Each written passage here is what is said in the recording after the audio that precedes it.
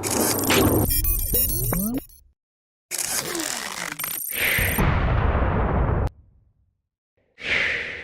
going on, guys? Tony Hannity's here from Lazy Tech TV. I'm here with Philip from Avast and AVG kind of, but Avast is the bigger company essentially, and this board is scaring me. Can you explain what this board is all about here?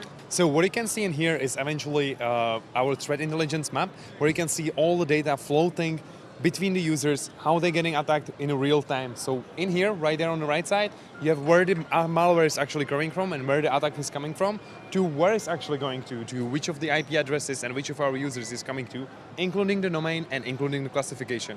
So you can see the real-time map of users from Russia attacking the States and vice versa, users from China attacking the other places. It's pretty scary.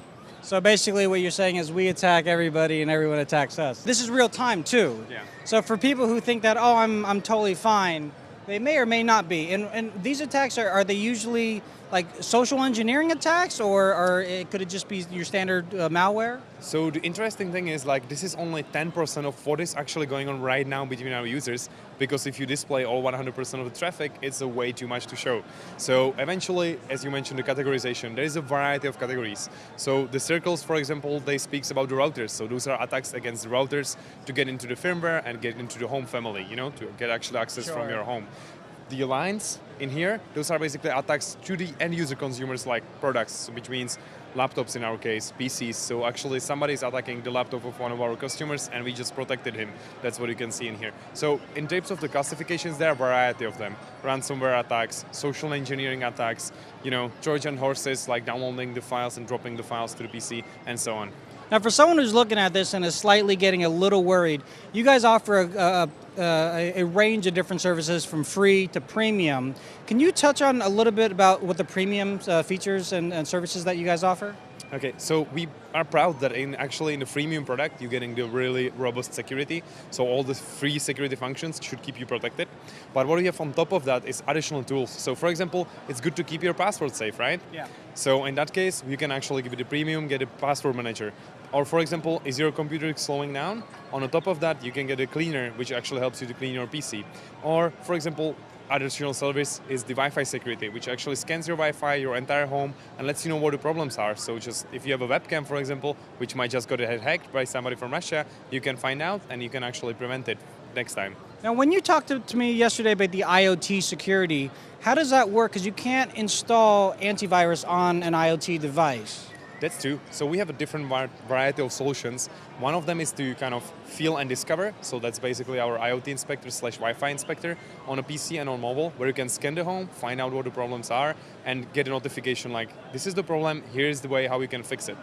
On top of that, there are some of the devices cannot be fixed, right? If you have really old home data storage, really old webcam, there might not be the firmware, there might be the vulnerability which nobody cares about. In that case, we actually sell the router. So router will prevent the connection from outside or inside, basically, in and out, what is going on, and let you know hey, your webcam just tried to communicate to Asia, and we just prevented it. So that's actually the physical box. Does that mean you would block that webcam from working until I reallow it, or you only block it from that node? Only from that node specifically right now, or you can set up the different configurations, of course. In addition to IoT, what are the things that you guys doing? So you have IoT, password management, what else? What else can someone expect? You mentioned VPN yesterday as well too. That's true. So one of the other tools, the privacy-oriented, is the VPN, where you can basically, encrypt everything you're doing online, so nobody can sniff the traffic outside of that.